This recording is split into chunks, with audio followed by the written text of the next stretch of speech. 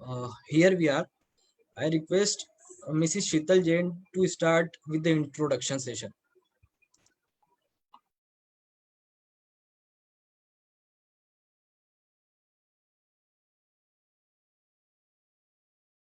शीतल भाभी का है और राजस्थान की मिसेज का।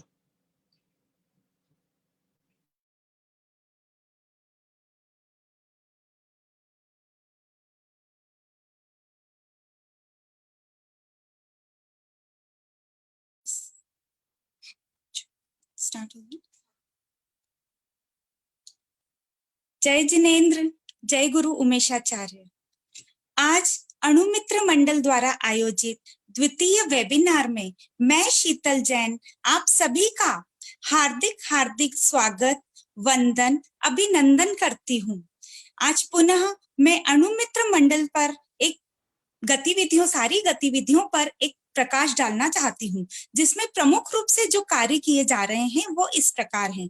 मानव सेवा, साधु साध्वी भगवंतों की वेयावच, गोचरी व्यवस्था, विहार सेवा, धार्मिक शिविर, बाल अधिवेशन एवं युवा अधिवेशन। साथ ही वर्तमान में 7 अप्रैल से लगातार भोजन के पैकेट एवं अनाज का वितरण किया जा रहा है। लॉकडाउन के बढ़ने की प्रबल संभावनाओं के बीच मानव सेवा को समर्पित अणुमित्र मंडल भविष्य की जरूरतों के अनुरूप डिजिटल प्लेटफॉर्म पर वेबिनार का आयोजन कर रहा है।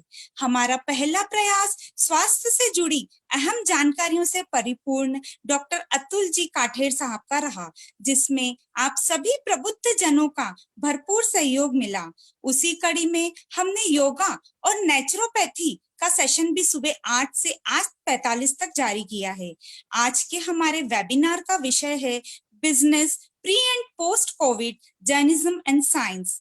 आगामी भविष्य के व्यापार की संभावनाओं को मानस पटल पर लाने की शुभेच्छा से आज के वेबिनार का आयोजन किया गया है। जैसा कि हम सबको विदित है कि समाज सफलतम लोगों के जीवन और उनके विचारों को ही जानना और अपनाना चाहता है। इसी तथ्य को ध्यान में रखते हुए हम हमारे ही श्री संघ के युवा उद्यमी, जिन्होंने अपने प्रबल पुरुषार्थ और धर्ममय जीवन मार्ग अपनाते हुए व्यापार को नई ऊंचाइयों तक पहुंचाया है, हम ससम्मान आमंत्रित करना चाहते हैं श्री अमित जी कुमट साहब को, जो Pratap snacks private limited yellow diamond के डायरेक्टर हैं एवं अणुमित्र मंडल के प्रमुख सलाहकार भी हैं। So please welcome mister Amit ji Kumat साहब to join webinar and share some points to develop our skills. Stay safe, stay home. जय जिनेन्द्र, जय गुरु उमेशाचार्य।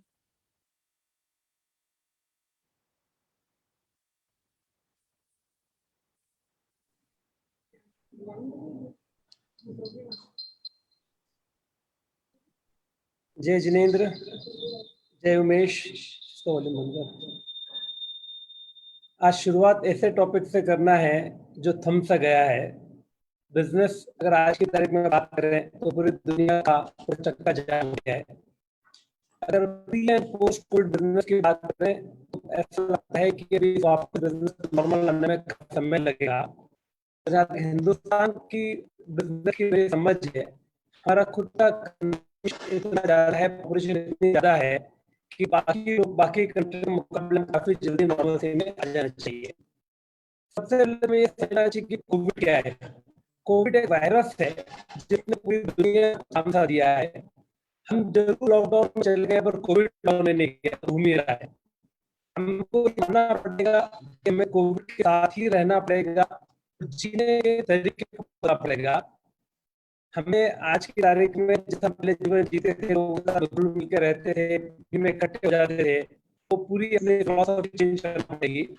लोगों दूर रहना पड़ेगा, मास्क पहनना पड़ेगा, बार बार हाथ धोना पड़ेंगे, जिससे हम बिल्कुल मना नहीं कर सकते हैं। पर इसका ये मतलब कहते हैं कि कोविड से बहुत डरे। अगर आप देखेंगे तो अमित भैया 2 सेकंड में बीच में इंटरप्ट करूंगा, शायद थोड़ा सा वॉइस का क्लैरिटी, नेटवर्क का इशू है थोड़ा सा, तो एक बार उसे चेक कर लेते हैं। हमारे यहाँ नहीं आ रहा है क्लियर, एकदम आवाज नहीं आ रही क्लियर। नाउ क्लियर है। अभी बाकी सभी भी एक बार चैट में ऑप्शन करके बताएं कि वॉइस क्लियर है या नहीं है। अभी नाउ इट इज क्लियर। या अच्छा, ठीक है। तो शुरुआत, चलो वापस से शुरुआत कर देते हैं। अभी सबको क्लियर है आवाज?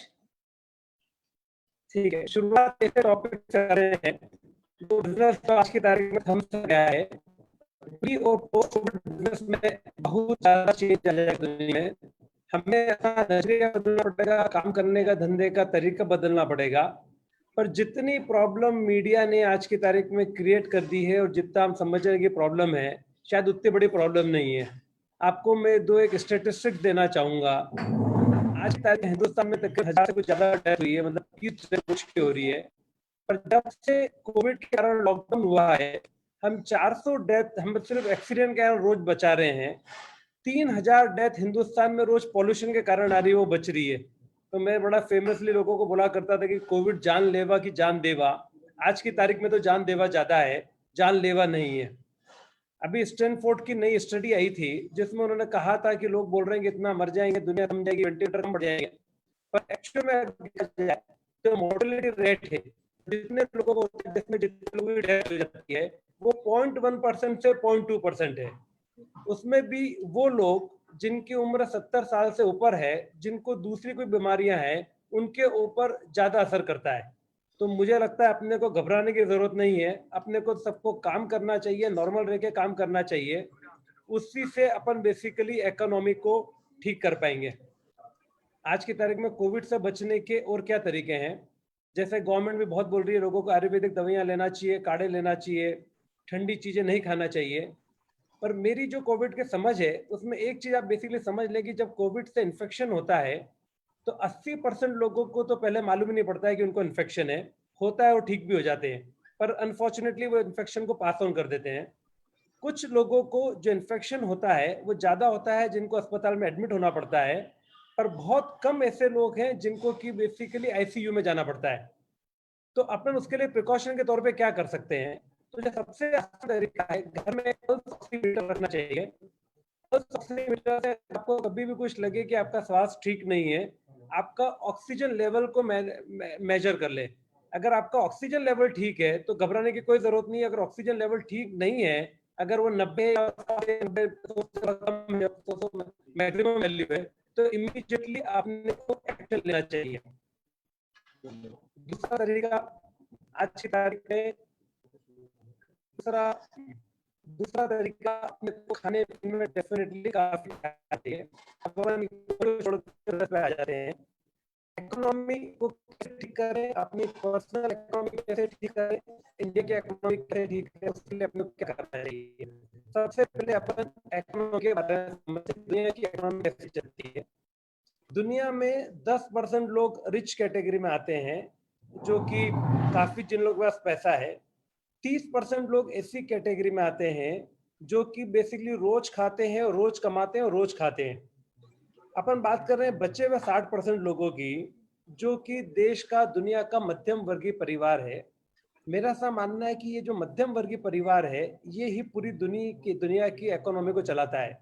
ये मध्यम वर्गीय परिवार है जिसको 25,000 रुपए से 50,000 रुपए महीने की इनकम होती है। वो क्या करता है, उसकी जितनी हैसियत होती है, फ्यूचर को देखते हुए उससे ज्यादा खर्चा करता है। वो लोन लेता है, उससे बेसिकली घर लोन पे ले लेता है, गाड़ी लोन पे ले लेता है। तो इवेंचुअली पैसा ज्यादा खर्चा करता है। तो ये जो पैसा खर्च करता है 60% की वर्ल्ड की इकोनॉमी, वो ही नीचे वालों को सपोर्ट करती है और ऊपर को सपोर्ट करती है। अभी प्रॉब्लम क्या आ रही है? अभी प्रॉब्लम ये आ रही है कि ये जो लोग हैं, इन्होंने डिसाइड कर लिया कि हमारे पास पैसा लिमिटेड है, अभी हमारी नौकरियां रहेगी या नहीं रहेगी हमें नहीं मालूम, तो हमको खर्चा कम करना चाहिए। और अगर ये लोग कर देंगे तो पूरी दुनिया की, देश की इकोनॉमी बैठ जाएगी। इसलिए हमको कम से कम, मुझे ऐसा लगता है पर्सनली, बहुत काम करना चाहिए, सेफली काम करना चाहिए, और उसके साथ में कमाना चाहिए और खूब खर्चा करना चाहिए। ये पूरी इकोनॉमिक साइकिल कंप्लीट करना है तो इसी ढंग से हो जाएगी। अमेरिका नहीं है, अमेरिका की बात हो रही थी, अमेरिका में कैसे क्या कर रहे हैं, कोविड के जो डेथ है वो इंडिया से कई गुना जा रहा है, वो कैसे कोप कर रहे हैं, उनकी इकोनॉमी कैसे बढ़ाएगी। तो बताया कि वहाँ की इकोनॉमी में सरकार ने अभी $2.7 ट्रिलियन, जो कि 200 लाख करोड़ रुपए होते हैं, उतनी पैसा इकोनॉमी में डाल दिया है। हर आदमी को इनडायरेक्टली डायरेक्टली पैसा मिल रहा है। कम ब्याज पे या मिनिमम ब्याज पे सब कंपनीज को पैसा दे रहे हैं। वो लोगों को ऐसा बोल रहे हैं कि आप लोगों को एम्प्लॉय करें, अगर आप उनकी सैलरी नहीं दे पाते हैं उसकी पूरी सैलरी गवर्नमेंट रीइंबर्स कर देगी। हमारे पास अनफॉर्चुनेटली न इंडिया के पास इतने संसाधन हैं जिसके कारण अपन ये कर पाए, न अपनी ऐसी इतनी स्ट्रॉन्ग इकोनॉमी अपन कुछ कर पाए। तो अपने को तो आज की तारीख में यही करना चाहिए, ज़्यादा से ज़्यादा प्रिकॉशन रख के खूब काम करना चाहिए। घर में बैठने से ये समस्या हल नहीं होने वाली है, शायद समस्या बढ़ने वाली है। Let us come out, work properly, पूरा प्रिकॉशन रख के काम करें, पर ऐसा करें जिससे इकोनॉमी चल पाए, पैसे का रोटेशन हो पाए। नहीं तो इस इकोनॉमी को वापस ठीक होने में इंडिया में काफ़ी टाइम लग सकता है। अब कौन से बिजनेसेस हैं जो अच्छा करेंगे? एक तो आपके खुद के जो बिजनेसेस हैं उसमें आप टेक्नोलॉजी का कितना ज़्यादा से ज़्यादा यूज़ कर सकते हैं, ह्यूमन टच को अवॉइड कर सकते हैं, वो आपको करना चाहिए। उसके अलावा अगर आप दूसरे बिजनेसेस की बात करें तो मुझे ऐसा लगता है इम्यूनिटी रेस करना शरीर के अंदर, शायद ये बहुत बड़ा धंधा होने वाला है कि लोगों को समझ में आ गया कि जिनकी इम्यूनिटी अच्छी थी उनको कोविड से कोई फर्क नहीं पड़ा, बाकी लोगों को बहुत फर्क पड़ गया। ऑनलाइन गेमिंग, ऑनलाइन एंटरटेनमेंट जो शायद अपने फोटे में नहीं आता है, पर एक बहुत अच्छी चीज़ है और आगे जाके 1-2 साल में ऐसा लगता है कि इनका भी कंजम्पशन बहुत बढ़ जाएगा जिसके कारण इकोनॉमी बहुत अच्छा चलेगी। तो जो लोग ऑनलाइन गेमिंग में है उनको बेसिकली बिल्कुल इसके ऊपर काम करना चाहिए। पर एक गोल्डन रूल हमेशा ध्यान रखें, फुल क्वेश्चन रखें, ज़्यादा लोगों तो टच नहीं रहें, ज़्यादा लोगों के पास में नहीं जाएं, मास्क पहने और ऐसा बिजनेस करें जहां ह्यूमन टच कम से कम हो। अब वो कैसे बिजनेसेस में हो सकता है? मान लीजिए आपकी ग्रोसरी शॉप है और लोग आपके यहाँ पे आके खरीदी करते हैं, तो कोशिश करिए कि आप उनके घर पे डिलीवरी करवा पाएं। आपकी दवाई की दुकान है, आप कोशिश करिए कि दवाई को उनको घर पे बेसिकली डिलीवर कर पाएं। अगर आप एजुकेशन लाइन में हैं तो आपको ये पूरी कोशिश करना चाहिए कि लोगों को ऑनलाइन एजुकेशन आप कैसे दे पाएं, क्योंकि आज की तारीख में जो क्लासरूम में बैठ के हिंदुस्तान के बहुत बड़ी इंडस्ट्री कोचिंग क्लासेस की जिसमें हजारों लोग साथ में बैठते हैं और पूरा सीखते हैं, वो पूरा कल्चर खत्म होने वाला है। अगर आप देखेंगे बायजूस जिस रूप से इंडिया में आई थी, अभी दूसरी कंपनीज आ रही है, तो बहुत सारे लोग ऑनलाइन एजुकेशन पे शिफ्ट होने वाले हैं। अगर आप ये कर पाएंगे तो बिजनेस के लिए डेफिनेटली आपके काफ़ी अच्छा रहेगा। गवर्नमेंट को जो काम करना था वो अपने सब पूरा कर चुकी है, बट अभी ये जो इकोनॉमी का वायरस है इसके लिए हम सभी को काम करना पड़ेगा, साथ में मिल के काम करना पड़ेगा, तभी इससे बाहर आ पाएंगे। ये मेरा पहला सेशन था बिजनेस के ऊपर, कुछ क्वेश्चन होंगे तो मेरे दूसरे सेशन के बाद ले लेंगे। अभी अपन आ जाते हैं साइंस और रिलीजन पे। साइंस और religion, Jainism and religion. Jainism अगर आप देखेंगे तो ऐसा कहते हैं कि अनादि समय से है, अनादि समय तक रहेगा, पर हमारे पास जो भी इंफॉर्मेशन है, जो भी नॉलेज है, वो भगवान स्वामी महावीर स्वामी ने आज से 2600 साल पहले कहा था, जिसको गंधर्वों ने गूंथा था, वही इंफॉर्मेशन हमारे पास है। उससे पहले हम ये समझते हैं कि दुनिया में कितने धर्म हैं और क्या अलग अलग है। दुनिया में आज की तारीख में 6 रिलीजन है, जिसमें 3 धर्म ईस्ट के हैं, 3 धर्म वेस्ट के हैं। तो 3 धर्म ईस्ट के हैं उसमें जैनिज्म हो गया, हिंदुज्म हो गया, बुद्धिज्म हो गया। 3 धर्म जो वेस्ट के हैं उसमें क्रिश्चियनिटी हो गया, मुस्लिम्स का धर्म हो गया और यहूदी का धर्म हो गया, जो हम ज्यूस का धर्म बोलते हैं। इन 6 धर्मों में जो बेसिक डिफरेंस है, जो ईस्ट वाले 6 धर्म हैं ये पूर्व जन्म में विश्वास करते हैं, जो वेस्ट वाले 3 धर्म हैं वो ये विश्वास करते हैं कि हम एक दिन मर जाएंगे, फिर भगवान या अल्लाह ऊपर से आएगा, हमको उठाएगा और सजा देगा, स्वर्ग या नरक में देगा। क्या सही है किसी को नहीं मालूम, न हमें कभी कुछ क्लेम करना चाहिए, पर क्योंकि अपनी श्रद्धा जैन धर्म में है, हमारा पूरा विश्वास है जैन धर्म में, तो हमें वही विश्वास करना चाहिए जो जैन धर्म कहता है। ये हमें बिल्कुल ध्यान रखना चाहिए। अब अपन ये बात करते हैं कि जैनिज्म की जो इंफॉर्मेशन थी वो जो 2600 साल पहले कहा था, आज हमारे पास किस रूप में, कहाँ से, कैसे आई। भगवान स्वामी महावीर स्वामी जी ने 2600 साल पहले जो कहा, गंधर्वों ने उनको सूत्रबद्ध करा। उसके बाद में भगवान महावीर स्वामी के निर्वाण के 150 साल बाद काफी संत लोग यूपी में, जो आज के पास में मेरठ मथुरा की जगह, उन्हें लगा उस समय बेसिकली बहुत खाने पीने को नहीं मिल रहा था, उनको लगा था कि इतनी तकलीफें रहेगी, ये पूरा ज्ञान लुप्त हो जाएगा, हमें कुछ ज्ञान को किसी से लेना चाहिए। तो उन्होंने डिसाइड करा कि लेट्स सी किसके पास ज्ञान है। तो उनको ये लगा कि जो भद्र भाऊ स्वामी उस समय में जो आज का काठमांडू है वहां पर थे। हम सब चलते हैं और उनसे ज्ञान सीखते हैं। भद्र बहु स्वामी को स्वयं 14 पूर्व का ज्ञान था। 501 संत विहार करके यूपी से काठमांडू गए। भगवान महावीर स्वामी के 150 साल बाद, निर्वाण के 150 साल बाद की बात है ये। भद्र बहु स्वामी ने उन सबका थोड़ा पेशेंस चेक करा। उन्होंने देखा किसमें पात्रता है ज्ञान लेने की। तो 1-2 साल के अंदर 501 में से जो 500 संत थे वो थक गए। उन्होंने बोला ये तो आपको सिखा नहीं रही, हमें तो वापस चलना चाहिए। और 500 संत वापस विहार करके यूपी में आ गए। एक संत वहां पे रुक गए, वो स्थूल भद्र स्वामी थे। भद्र बहु स्वामी ने स्थूल भद्र स्वामी को ज्ञान देना चालू करा। कुछ समय बाद स्थूल भद्र स्वामी जी की 2 सांसारिक बहनें शी जिन्होंने दीक्षा ले रखी थी, वो उनके दर्शन करने के लिए काठमांडू गई। वो गई, उन्होंने पहले भद्र बहु स्वामी के दर्शन करे। उन्होंने पूछा स्थूल भद्र स्वामी जी कहाँ मिलेंगे? उन्होंने बोला पास के उद्यान में बैठे हुए हैं। उनसे आज्ञा लेके वो स्थूल भद्र स्वामी जी के दर्शन करने गई। जब वो दर्शन करने गई, स्थूल भद्र स्वामी ने ज्ञान का उपयोग लगाया और उन्हें मालूम पड़ा कि मेरी बहनें दर्शन करने आ रही है। उन्होंने सिंह का रूप धारण कर लिया। ये वापस से दोनों सतियां भद्र बहु स्वामी के पास गई कि वहां तो आपने बोला था स्थूल भद्र स्वामी है, पर वहां तो सिंह बैठा हुआ है।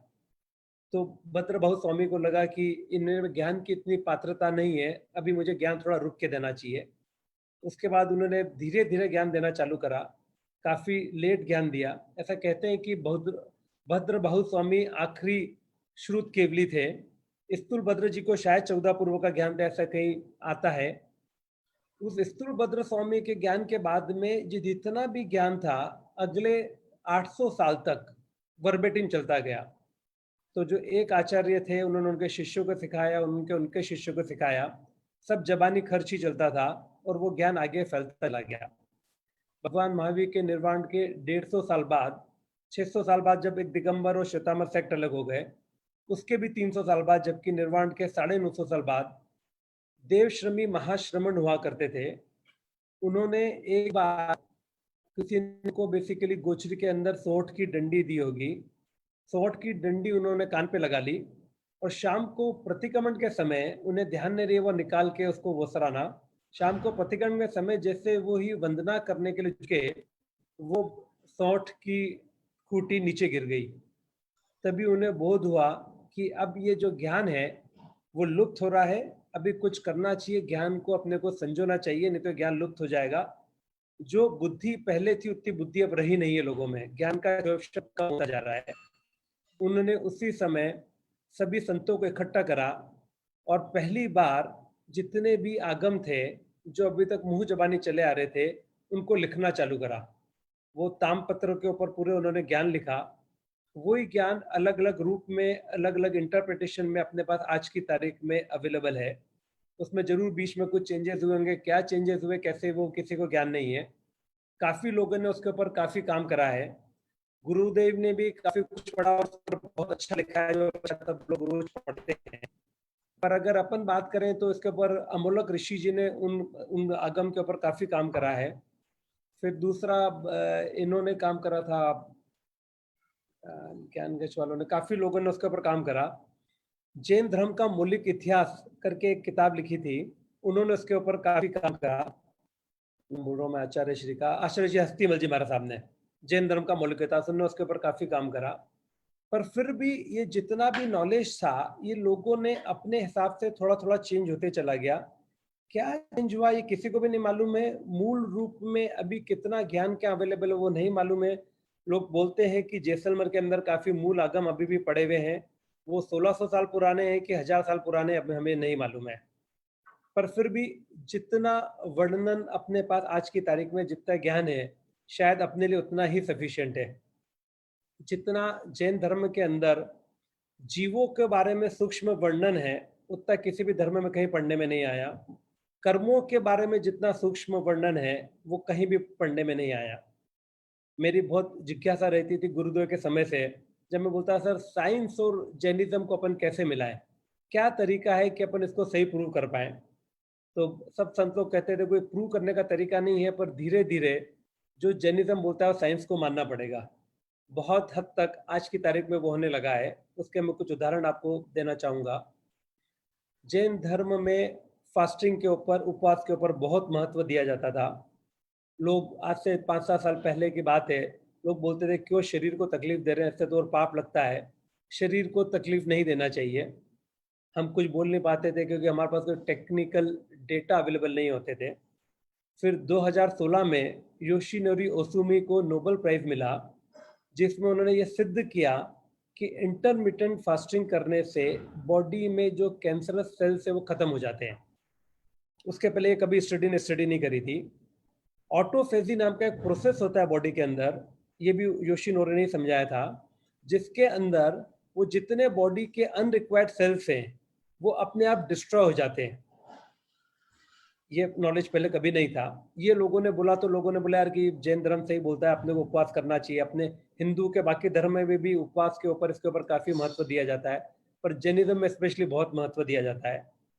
उसके बाद में आज की तारीख में 2-3 यूनिवर्सिटीज में, स्पेशली हार्वर्ड यूनिवर्सिटी में और लंदन के अंदर काफी काम चल रहा है फास्टिंग के ऊपर।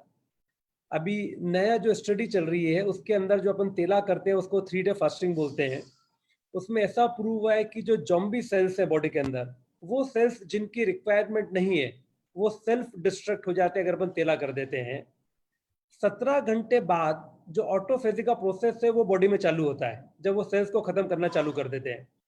पूरी दुनिया में आज की तारीख में फैशन में आ गया इंटरमिटेंट फास्टिंग, जिसको देखो वो 14 घंटे, 16 घंटे, 17 घंटे फास्टिंग की बात करता है। हम जैन धर्म वाले लोग तो शायद कब से कर रहे हैं। हमारे तो पहले भी कहते थे कि नोकारसी के बाद लेना चाहिए भोजन, या पोरसी के बाद लेना चाहिए, रात के बाद भोजन नहीं लेना चाहिए। वो अब साइंस का रूप लेता जा रहा है। पूरी दुनिया के अंदर जैनिज्म की जो उपवास वाली फिलॉसफी है उस पर काफ़ी कुछ काम हो गया है। अभी डॉक्टर लेंगो ने न्यू इंडियन जर्नल मेडिसिन में एक पेपर पब्लिश करा है और उसके काफ़ी एडवांटेजेस बताए हैं। साइंस पहले कहता था कि आदमी को अच्छा पैसा खाना चाहिए, प्रोटीन बहुत खाना चाहिए।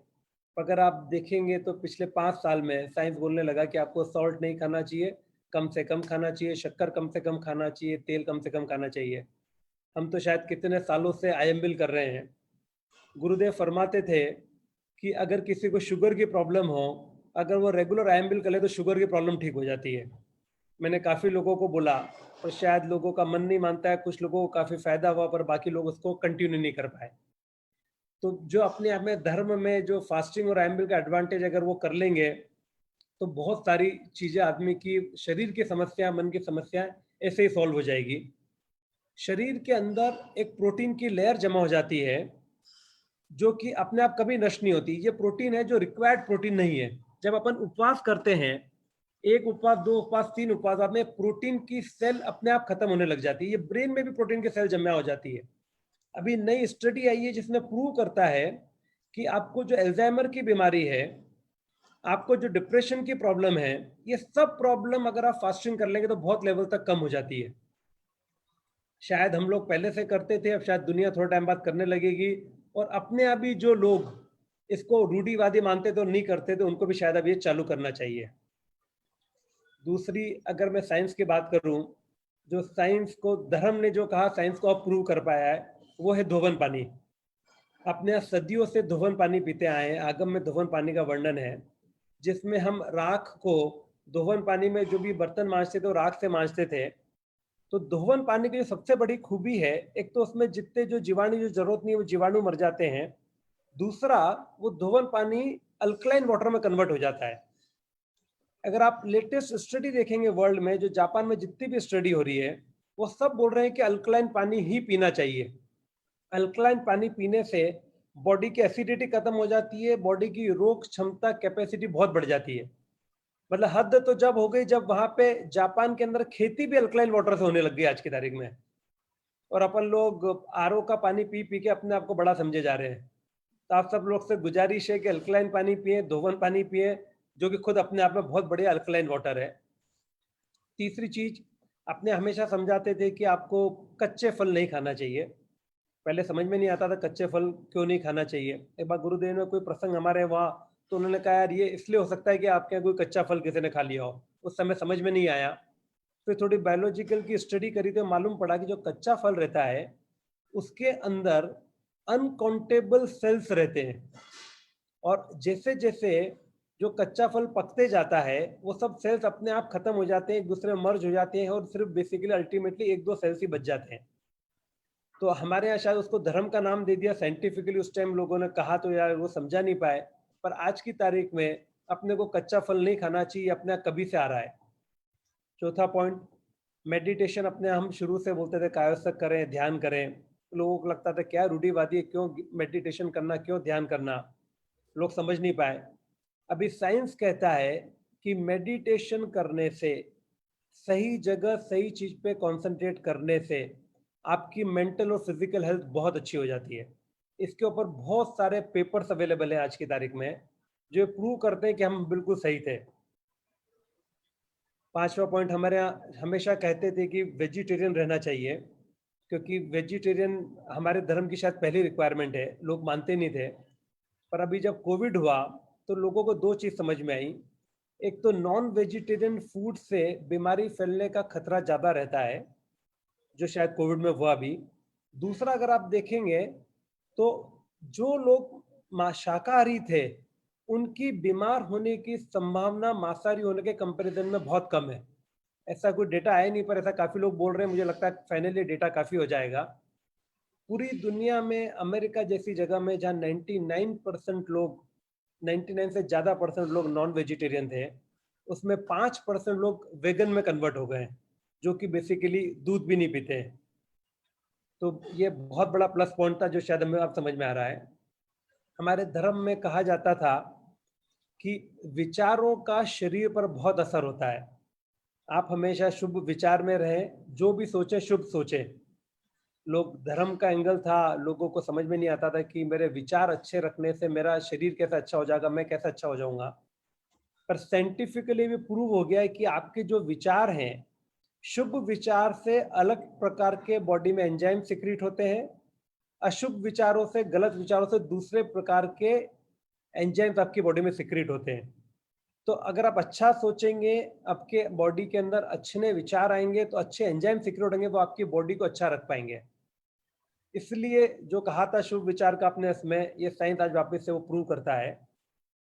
मुझे लगता है कि अपने पास इतना बड़ा सोना, इतना बड़ा कोहिनूर हीरे के रूप में अपने पास धर्म है, इसको तन और मन से समझना चाहिए और करना चाहिए। अब ये तो साइंटिफिकली भी बहुत सारी चीज प्रूव हो गई कि कुछ लोग हैं वो बोलते हैं अगर प्रूवन नहीं है तो हम नहीं मानते हैं।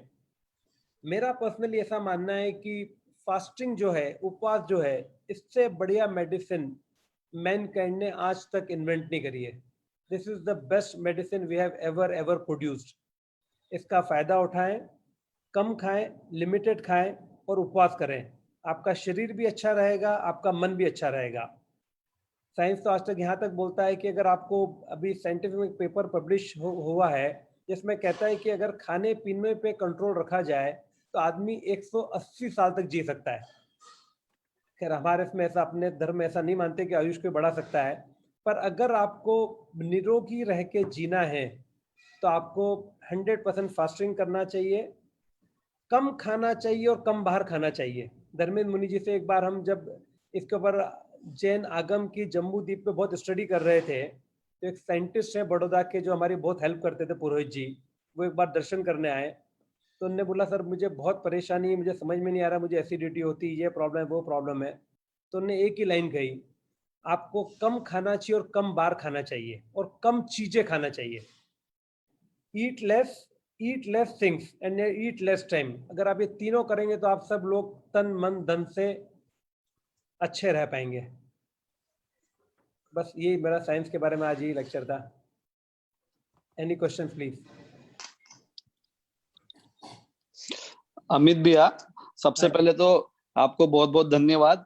एवं सभी के सामने ये एक प्रश्न सभी की तरफ से मैं आपको पूछ रहा हूँ। आप एक 1500 करोड़ की कंपनी चलाते हैं, उसके बाद आपका जैनिज्म पे इतना अच्छा और इतना बेहतरीन अध्ययन है, आपका हम सभी जन, आपका रूटीन क्या है, डेली रूटीन क्या है, ये हम विशेष रूप से सभी युवा वर्ग जो है वो जानना चाहता है। क्योंकि हमें कोई बोलता है महाराज साहब कि आप एक सामयिक के पचकांड कर लीजिए, हमें कभी कोई बोलता है कि थोड़ा सा हर महीने उपास एक करा कीजिए, तो हमें ऐसा लगता है कि यार मतलब थोड़ी बंदिश टाइप लगती है। तो मैं आपसे ये निवेदन करूंगा, एक तो सबसे पहले मैं अमित भाई के बारे में एक बात बताना चाहता हूँ। अमित भाई प्रति माह 2 उपवास कंपलसरी करते ही हैं। अगर वो किसी कारण से विदेश यात्रा पे हैं, घूमने गए हुए हैं तो भी करते हैं। व्यापारिक अगर किसी यात्रा पे गए हो, मतलब मुझे इवन याद है जब एक बार वो लंदन गए हुए थे। मुझे थोड़ा मेरे बारे में बोलने दीजिए।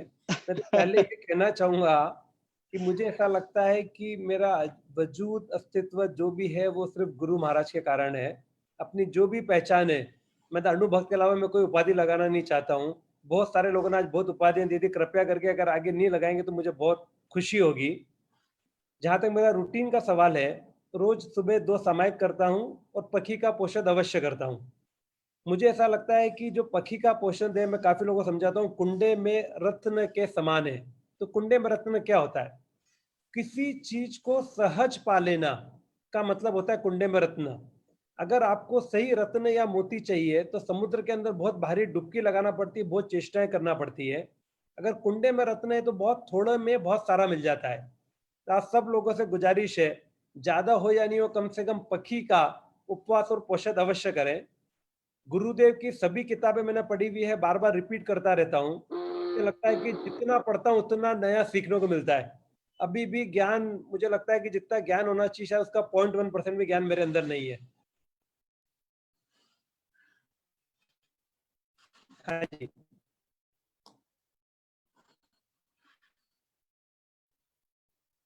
जी तो भैया 2 सेकंड अतुल भैया को अनम्यूट कर रहे हैं जी। हेलो।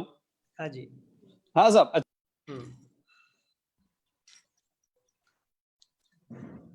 अतुल जी आपकी वॉइस विजिबल नहीं है, ऑडिबल नहीं है आपकी वॉइस। 2 सेकंड चालू रखिए।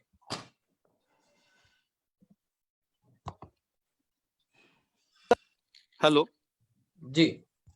हाँ साहब, अमित भैया मैं आपसे प्रश्न चाह रहा था कि रात्रि भोजन त्याग के बारे में आप कुछ विशेष 1-2 लाइन, कुछ 5 लाइन आप बताएं कि इसको कैसे, इसकी बहुत महत्वपूर्णता है हमारे जीवन में। रात्रि भोजन अगर अपन साइंटिफिक टर्म में बात करें तो इंटरमिटेंट फास्टिंग के लिए बहुत इंपॉर्टेंट हो जाता है, जिसके फायदे मैंने अभी गिना है। तो अगर आप 15-16 घंटे तक कुछ नहीं खाते हैं या 17 घंटे अगर लेते हैं तो बॉडी के अंदर कीटोन्स बनने लग जाते हैं। जो कीटोन्स है बॉडी के अंदर, ये बॉडी को बेसिकली बहुत हेल्प करते हैं। जहां तक धर्म की बात है तो महाभारत में भी अगर देखेंगे तो उसमें ऐसा कहा गया था कि रात को खाना लहू पीने के समान है। अपने इसमें भी ऐसा आता है कि बेसिकली अगर रात का खाना खाएं तो बहुत जीवों की हिंसा होती है। पर उस बारे में न तो मैं कुछ फॉलो करता हूँ, ना ज्यादा बोल सकता हूँ, ना मुझे ज्यादा ज्ञान है।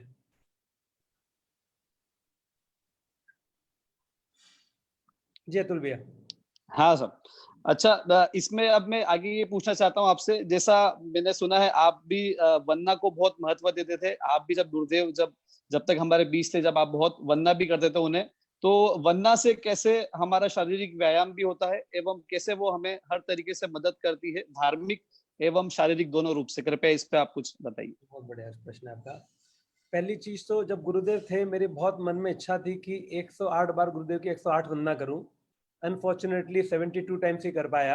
अभी कोशिश है उनके नाम से एक बार पूरी करके 108 वंदना तो कर लूं। अगर आप देखेंगे जैन धर्म जो बाकी धर्मों से अलग है, उसमें सबसे बड़ा मुझे जो रीजन लगता है वो है कषाय। जैन धर्म, सभी धर्मों में कषाय मंद करने को बोलते हैं, पर जैन धर्म इकलौता ऐसा धर्म है जो बोलता है आपके कषाय मंद होते हैं तो पुण्य का बंद होता है। तो कषाय क्या है? 4 कषाय, क्रोध, मान, माया, लोभ। ये जो 4 कषाय है, इनकी जितनी मंदता आती जाती उतना पुण्य का बंद होता है। ये किसी भी धर्म में कहीं से एक्सप्लेन नहीं करा गया है। ये तो एक बात हो गई। वंदना करने से जब आप बार बार झुकते हैं तो आपका जो मान कषाय है वो मंद होता जाता है। तो अगर आपका मान कषाय मंद होगा तो आपके कर्मों की निर्जरा भी होगी और आपका पुण्य का बंद भी होगा। मैं रोज 36 वंदना करता हूँ और जिससे भी बोलता हूँ उसको बोलता हूँ कुछ करे या नहीं करे, समय में 36 वंदना जरूर करना चाहिए।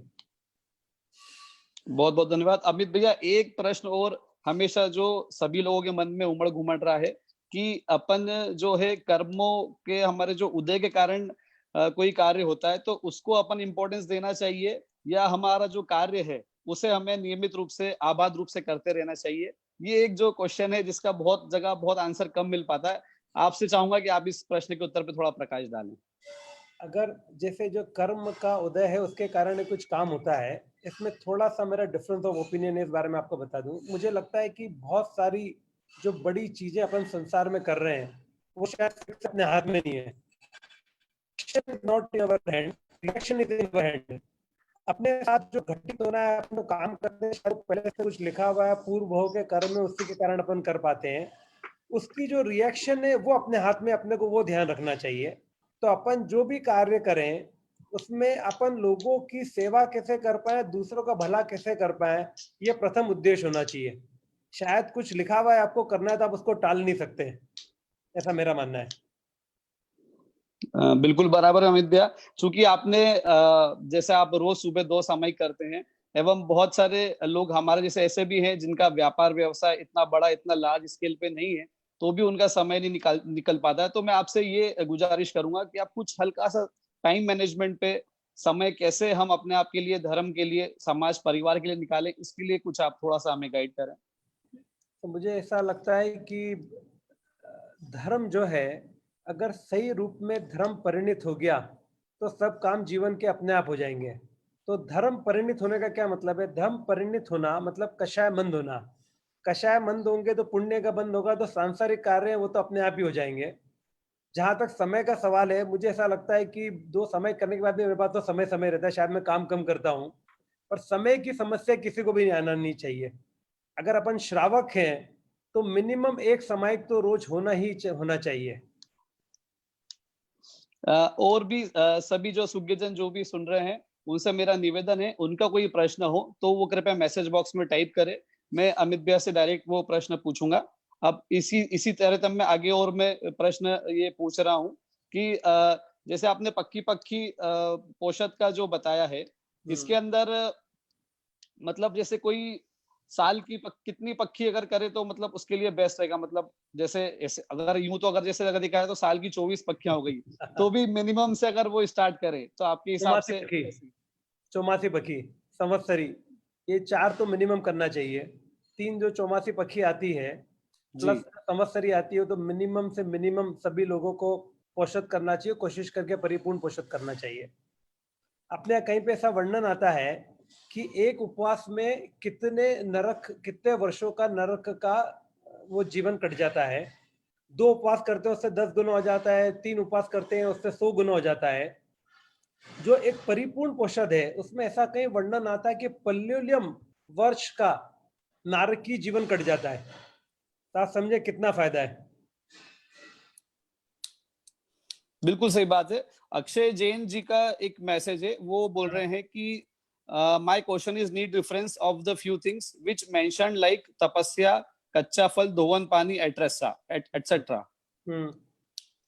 तो अक्षय जैन जी के जो प्रश्न है, मेरे पास पूरे रेफरेंसेस हैं। एक बार उनका नंबर आ जाएगा, मैं तो उनको व्हाट्सएप कर दूंगा या मेल कर दूंगा, जिसमें तपस्या के ऊपर तो बहुत सारे आर्टिकल हैं। कच्चे फल तो किसी भी बायोलॉजी की छोटी 8वीं 9वीं की किताब में भी मिल जाएगा। और धोवन पानी के ऊपर एक किताब लिखी हुई है, जीवराज जी जैन जो जमशेदपुर के, उन्होंने पानी के ऊपर काफी एक्सपेरिमेंट करे हैं। वो और एक मेहता जी हैं करके 2 साइंटिस्ट हैं जो बॉम्बे में हैं। इन दोनों ने मिलकर पानी के ऊपर बहुत काम करा है और ये प्रूव कर पाए हैं कि आरओ के पानी से भी धोवन पानी काफी ज्यादा बेटर है। और जो अल्कलाइन वाटर की स्टडी है वो तो पूरी नेट पे अवेलेबल है, एक बार मैं उनको अलग से भी भेज दूंगा। एक क्वेश्चन आया है अमित भैया, इसमें नाम मेंशन नहीं है। कोरोना खत्म होने के बाद जीवन शैली कैसे बनाएं? कृपया इसके ऊपर आप बताएं। सर अभी तो मेरे हिसाब से कोरोना भी 1-1.5 साल खत्म नहीं होना है। अपन लॉकडाउन हो गए हैं, कोरोना लॉकडाउन नहीं हुआ है। अपने को तो जीना सीखना चाहिए। जी अच्छा, सुनील जी सांड का प्रश्न है साहब, इकोनॉमी ऑफ इंडिया पे आप थोड़ा सा कुछ बोले, 2 मिनट 5 मिनट जितना आपको। इकोनॉमी ऑफ इंडिया अगर आप देखें तो पूरी दुनिया के कंपैरिजन में अगर अपन यूएस से कंपेयर करें तो अपनी इकोनॉमी बहुत छोटी है। अपनी पूरी इकोनॉमी $3 ट्रिलियन की है। जो इकोनॉमी गवर्नमेंट ऐसा बोलती है 5% से ग्रो कर रही थी। मुझे इस बार ऐसा लगता है कि इकोनॉमी अगले 2-3 साल तक या 2 साल तक तो 0 पर ग्रो करेगी।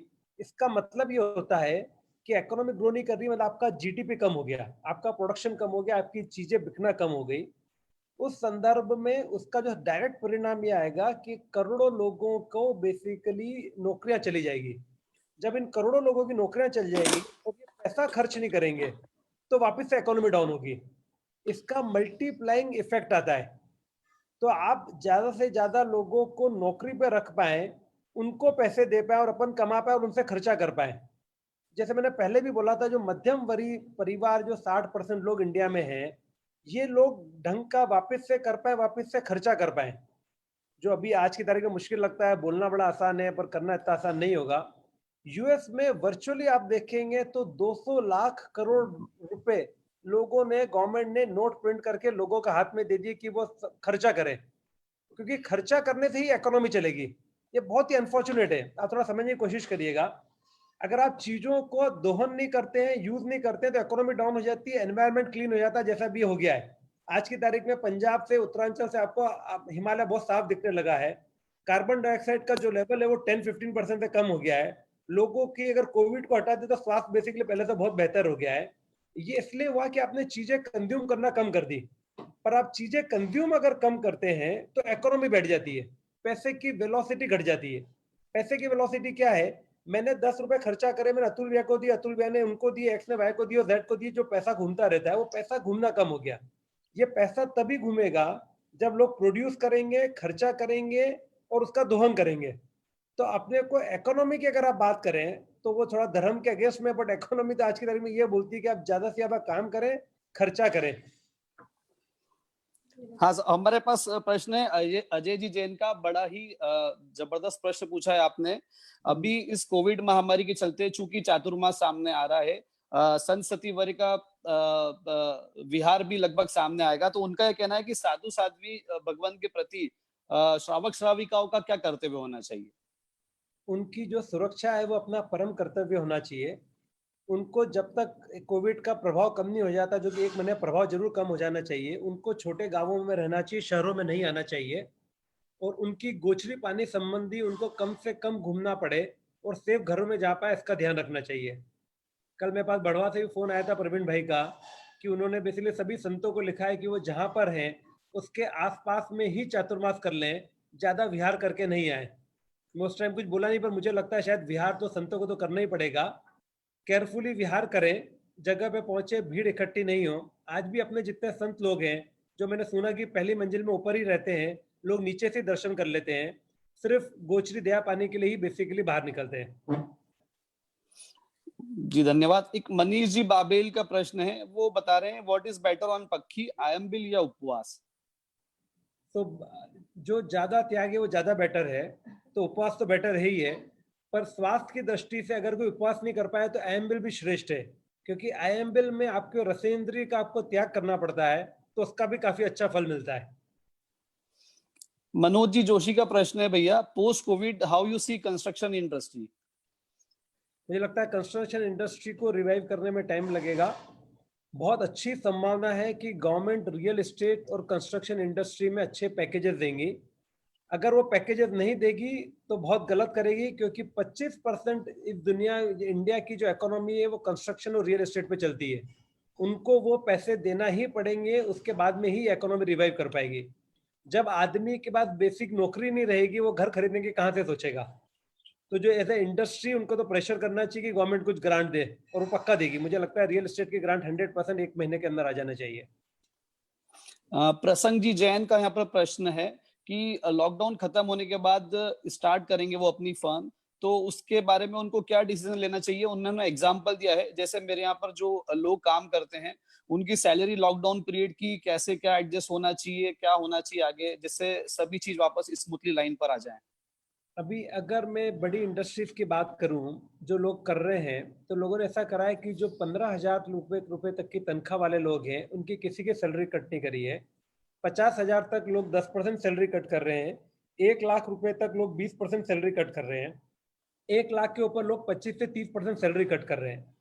ये सैलरी इसलिए कट कर रहे हैं कि जो फिक्स खर्चे हैं वो इतने बढ़ गए हैं कि अगर वो सैलरी कट नहीं करेंगे तो कंपनी का सर्वाइवल मुश्किल हो जाएगा। और कंपनी अगर अच्छा करेगी तो बाकी सब लोग अच्छा कर पाएंगे। अब उनके पर्सनल केस के अंदर कितने एम्प्लॉयज हैं, क्या लेवल पे, मुझे नहीं मालूम, पर जो भी करना चाहिए सबसे म्यूचुअली बात करके समझ के करना चाहिए और सबको कॉन्फिडेंस में लेके करना चाहिए। कोई भी डिसीजन बिना किसी से बात करे अपने आप नहीं लेना चाहिए। बहुत बहुत धन्यवाद अमित भैया, आपने इतना कीमती समय हमें दिया, एवं सभी श्रोताओं का भी बहुत बहुत धन्यवाद, उन्होंने अपना मूल्यवान समय हमें दिया। इसी कड़ी में कल यानी 3 मई 2020 रविवार को इसी समय हमारे समक्ष 3:30 से 4:30 बजे रतलाम के जाने माने समाज सेवी श्री अनुखीलाल जी कटारिया हमें वेबिनार के माध्यम से रूबरू होंगे, एवं वे हमें योग, नेचुरोपैथी, आयुर्वेदा एवं घरेलू उपचार पर बहुत सी कलेक्टिव जानकारी देंगे। आप सभी से निवेदन है यह सेशन जरूर अटेंड करें। इसके बाद आप बहुत सारी डे टू डे की स्वास्थ्य समस्याओं का उपचार स्वयं ही कर पाएंगे एवं दूसरों को भी लाभान्वित करेंगे। कल सभी पेपर पेन लेकर ही विराजें, लिखने योग्य बहुत सारी बातें हो सकती है। चलिए दोस्तों, आपसे विदा लेने का समय आ गया है। सभी वापस एक नए सेशन के लिए कल आपसे मुलाकात होगी। जय जिनेंद्र, जय गुरु उमेश। अमित भैया, आपका वापस बहुत बहुत धन्यवाद। आप जैसे सुश्रावक को पाकर अणुमित्र मंडल एवं संघ बहुत बहुत अपने आप को गौरवान्वित महसूस करता है। जय जिनेंद्र, जय गुरु उमेश।